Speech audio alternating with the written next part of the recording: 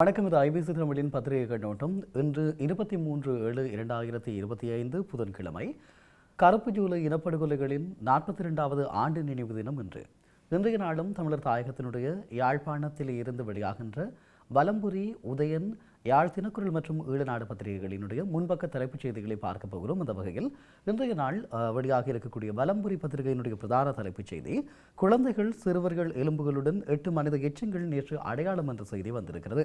செம்மணி மனித புதைகுழியில் 6 முதல் 7 வயது வரையான சிறுவர்கள் மற்றும் குழந்தைகளுடையது என சந்தேகிக்கப்படும் 8 மனித எச்சங்கள் நேற்று அடையாளம் காணப்பட்டிருப்பதாக இந்த செய்தியில் குறிப்பிடப்பட்டிருக்கிறது. அதே நேரம் கட்டம் கட்டப்பட்ட செய்தியாக ஜூலை 23 42 ஆண்டுகளின் பின்னரும் தமிழரின் மனங்களில் ஆராதரணமாய் அப்படி என்று சொல்லி ஒரு செய்தியும் வந்திருக்கிறது.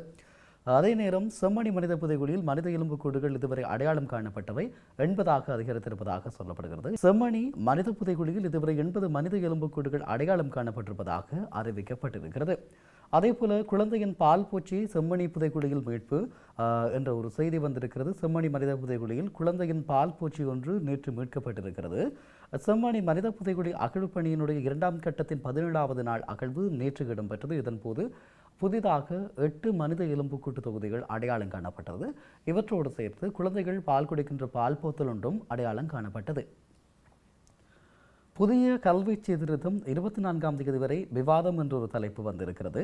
அதேபோல தேசபந்து தின்னக்கோன் குற்றவாளி விசாரணைக்குழு அறிவிப்பு என்ற ஒரு செய்தி கட்டங்கட்டப்பட்ட செய்தியாக வெளியாகி இருக்கிறது. போலீஸ் மா அதிபர் தேசபந்து தின்னக்கோன் மீதான குற்றச்சாட்டுகள் தொடர்பிலான விசாரணைகளை நடத்திய பாராளுமன்ற விசாரணைக்குழு அவரை அனைத்து குற்றச்சாட்டுகளிலும் குற்றவாளியாக அறிவித்திருக்கிறது என சபாநாயகர் ஜகத் விக்ரமரத்ன நேற்று பாராளுமன்றத்திற்கு அறிவித்திருக்கிறார். பதவியிலிருந்து இடைநிறுத்தப்பட்ட போலீஸ் மா அதிபர் தேசபந்து தின்னக்கோன் பதவியிலிருந்து நீக்கப்படுவதற்கான அறிவிப்புகள் விரைவில் வெளியாகும் எனவும் சொல்லப்பட்டிருக்கிறது. அதேபோல தமிழ் அரசியல் கைதிகளினுடைய விடுதலையை வலியுறுத்தி நீர் சேகரிக்கும் வாகன பவனி. தமிழ் அரசியல் கைதிகளின் விடுதலையை வலியுறுத்தும் வகையில் தாயகத்தின் 8 மாவட்டங்களிலும் நடத்தப்படவுள்ள விடுதலை விருட்சத்திற்கான நீர் சேகரிக்கும் வாகன பவனி நேற்றைய நாளில் ஆரம்பிக்கப்பட்டதாக அந்த செய்தி சொல்லப்படுகிறது. அதேபோல மூளாய் மக்கள் கவன ஈர்ப்பு என்ற ஒரு செய்தி வந்திருக்கிறது. வட்டுக்கோட்டை போலீசாரின் அடாவடியான செயற்பாடுகளுக்கும் தமக்கு இழைக்கப்பட்ட அநீதிகளுக்கும் எதிர்ப்பு தெரிவித்து மூளாய் மக்கள் கவன ஈர்ப்பு போராட்டத்தை மேற்கொண்டிருப்பதாக அந்த செய்தி சொல்லுகிறது. தலைமன்னார் கடற்பரப்பில் 4 இந்திய மீனவர்கள் கைதாகி விளக்கமறியல் என்ற ஒரு செய்தி இருக்கிறது. தலைமன்னார் கடற்பரப்பில் 4 இந்திய மீனவர்கள் கைதாகி விளக்கமறியலில் வைக்கப்பட்டிருக்கிறார்கள். நேற்று முன்தினம் திங்கட்கிழமை இரவு தலைமன்னார் கடற்பரப்பில் அத்துமீறி நுழைந்து மீன்பிடித்துக் கொண்டிருந்த போது கடல் ரோந்து பணியில் ஈடுபட்ட இலங்கை கடற்படையினர் இந்திய இழுவை படகுகளை கைப்பற்றியதாகவும் அந்த செய்தி குறிப்பிடுகிறது. அதேபோல 86 கைக்குண்டுகளுடன் வவுனியாவில் ஒருவர் மீட்பு என்ற செய்தியும் இங்கே பிரசுரமாக இருக்கிறது. இவைதான் வலம்புரி பத்திரிகையினுடைய இன்றைய பிரதான தலைப்புச் செய்திகளும் முன்பக்க செய்திகளுமாக இருக்கிறது. தொடர்ந்து நாங்கள் உதயன் பத்திரிகையை பார்க்கிற போது பிரதான தலைப்புச் செய்தியாக செம்மணி மனித புதைகுழியில் சிசுக்களின் எண்பு தொகுதிகளே பெருமளவு நேற்று அடையாளம் அப்படி ஒரு செய்தி வந்திருக்கிறது. அரியாலை செம்மணி மனித புதைகுழியினுடைய நேற்றைய அகழ்வின் போது சிசுக்கள் மற்றும் சிறுவர்களின் எண்பு தொகுதிகள் என சந்தேகிக்கப்படும் 8 எண்பு தொகுதிகள் புதிதாக அடையாளம் காணப்பட்டிருப்பதாக அந்த செய்தி தெரிவிக்கிறது. அதே நேரம் கருப்பு ஜூலை கலவரம் 42வது ஆண்டு நினைவேந்தல் இன்று என்ற செய்தி பதிவாக இருக்கிறது.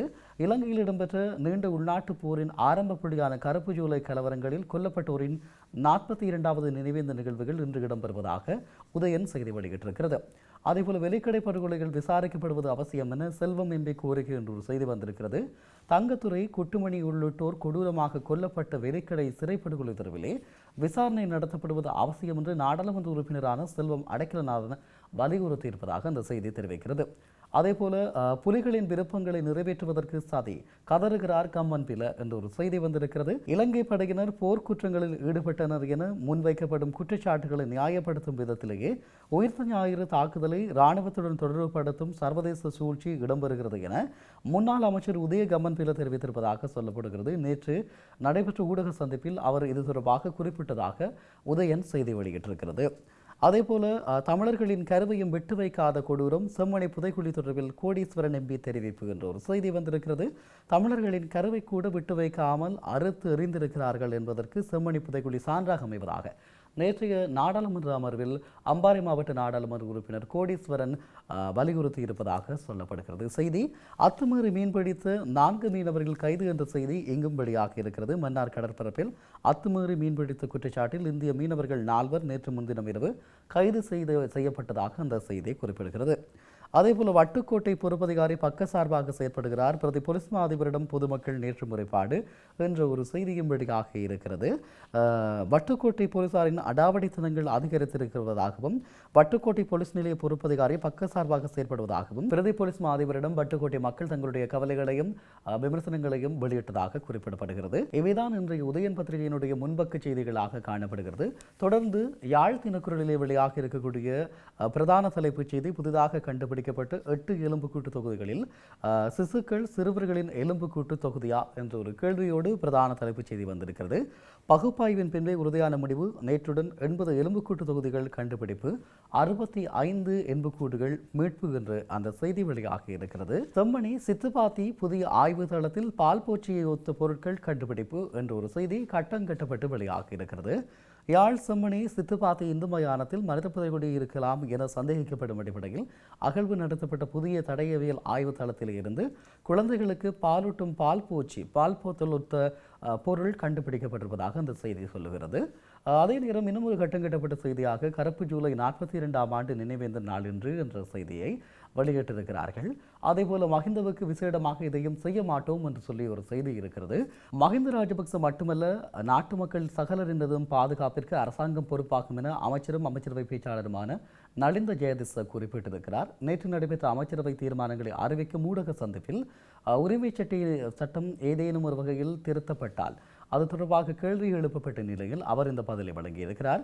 அதே நேரம் இன்னும் ஒரு செய்தி, கொழும்பில் கைதானவர் வழங்கிய தகவல், வவுனியா போலீசார் தேடுதல், பெருமளவு வெடிப்பொருட்கள் மீட்பு என்ற ஒரு செய்தி வெளியாகி இருக்கிறது. யாழ்ப்பாணம் பழைய கச்சேரி புனரமைப்பு செய்வதற்கு திட்டம், உலக வங்கி பொருளாதார நிபுணர்கள் குழு ஆய்வு என்ற ஒரு செய்தியும் கட்டம் கட்டப்பட்டு வெளியிடப்பட்டிருக்கிறது. வட்டுக்கோட்டை போலீசாருக்கு எதிராக கவனஈர்ப்பு போராட்டம் நடத்திய மூளாய் பேரம் கிராம மக்கள் என்ற ஒரு செய்தி வெளியாக இருக்கிறது. யாழ்ப்பாணம் வட்டுக்கோட்டை போலீசாருக்கு எதிராக மூளாய் வேரம் கிராமத்தைச் சேர்ந்த மக்கள் யாழ் பிராந்திய பிரதி போலீஸ் மா அதிபரின் அலுவலகத்தின் முன்பாக கவனஈர்ப்பு போராட்டம் நடத்தியதாக அந்த செய்தி சொல்லப்படுகிறது. அதேபோல இன்னும் ஒரு செய்தி, போரின் இறுதியில் சரணடைந்தோரின் பெயர் பட்டியலை வெளியிடுங்கள், சர்வதேச மன்னிப்பு சபை வலியுறுத்தல் என்ற ஒரு செய்தி வெளியாக இருக்கிறது. 2009 போர் காலப்பகுதியில் சரணடைந்தவர்களுடைய பெயர் பட்டியலை பெற்று வெளியிடுவதன் ஊடாகவே காணாமல் ஆக்கப்பட்டோருக்கு அலுவலகம் காணாமல் போனரை தேடுவதற்கான அதன் ஆணையை நிறைவேற்றுவதில் குறிப்பிடத்தக்க முன்னேற்றத்தை காண்பிப்பதை உறுதிப்படுத்த வேண்டும் எனவும் அந்த அறிக்கையில் குறிப்பிடப்பட்டிருக்கிறது. அதே நேரம் முன்னாள் ஜனாதிபதிகளின் சிறப்புரிமைகள் நீக்கம் சட்டமூலத்திற்கு ஒப்புதல் வழங்கியது அமைச்சரவை என்ற ஒரு செய்தி கட்டம் கட்டப்பட்டு வெளியாக இருக்கிறது. முன்னாள் ஜனாதிபதிகள் மற்றும் அவர்களுடைய குடும்பத்தவர்களுக்கு வழங்கப்பட்டிருக்கும் சிறப்புரிமைகளை நீக்குவதற்கான சட்டமூலத்திற்கு அமைச்சரவை அங்கீகாரம் வழங்கியிருப்பதாக நேற்றைய அமைச்சரவை முடிவுகளை அறிவிக்கும் மாநாட்டில் அமைச்சர் நலிந்த ஜெயதிச குறிப்பிட்டதாக சொல்லப்படுகிறது. அதே நேரம் இலங்கையில் AI துறையை மேம்படுத்த சிங்கப்பூரிடமிருந்து ஒத்துழைப்பு பெற அமைச்சரவை அங்கீகாரம் என்ற செய்தியும் வெளியாகி இருக்கிறது. விடுதலை விருட்சத்திற்கு நீர் சேகரிக்கும் பணி யாழ் திருநெல்வேலியிலிருந்து ஆரம்பமாகியது என்று சொல்லி புகைப்படத்தோடு அந்த செய்தி வெளியாகி இருக்கிறது. தேவநேசன் நேசையாவின் அறிக்கையை ஆராய்ந்தால் சித்துப்பாத்தி மனித எலும்புக்கூடுகள் திருவிழான மர்மங்கள் துலங்கலாம் என்ற ஒரு செய்தி வெளியாகி இருக்கிறது.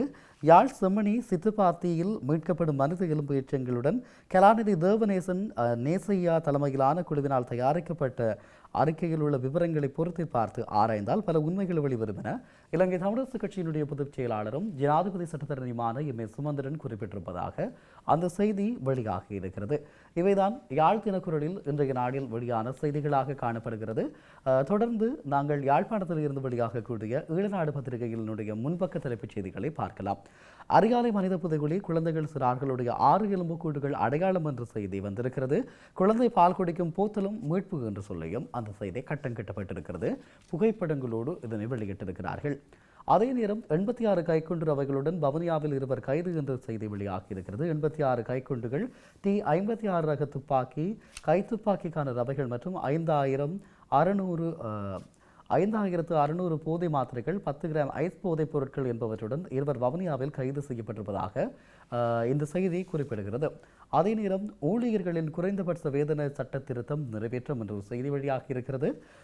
வேலையாட்களின் குறைந்தபட்ச வேதனம் தொடர்பிலான சட்ட மூலத்தின் இரண்டாம் வாசிப்பு பாராளுமன்றத்தில் ஒரு மனதாக 2 பங்கு வாக்குகளால் நிறைவேற்றப்பட்டிருப்பதாக சொல்லப்படுகிறது. நேற்றைய தினம் பாராளுமன்றத்தில் வேலையாட்களின் வரவு செலவு திட்ட நிவாரணப்படி திருத்தச் சட்டம் மூலம் வேலையாட்களின் குறைந்தபட்ச வேதனம் தொடர்பான திருத்தச் சட்டம் நிறைவேற்றப்பட்டிருப்பதாக அந்த செய்தி குறிப்பிடுகிறது. அதே நேரம் இன்னும் ஒரு கட்டங்கட்டப்பட்ட செய்தி, புலமை பரிசில் பரீட்சை ஆகஸ்ட் 10 என்ற செய்தி வெளியாகி இருக்கிறது.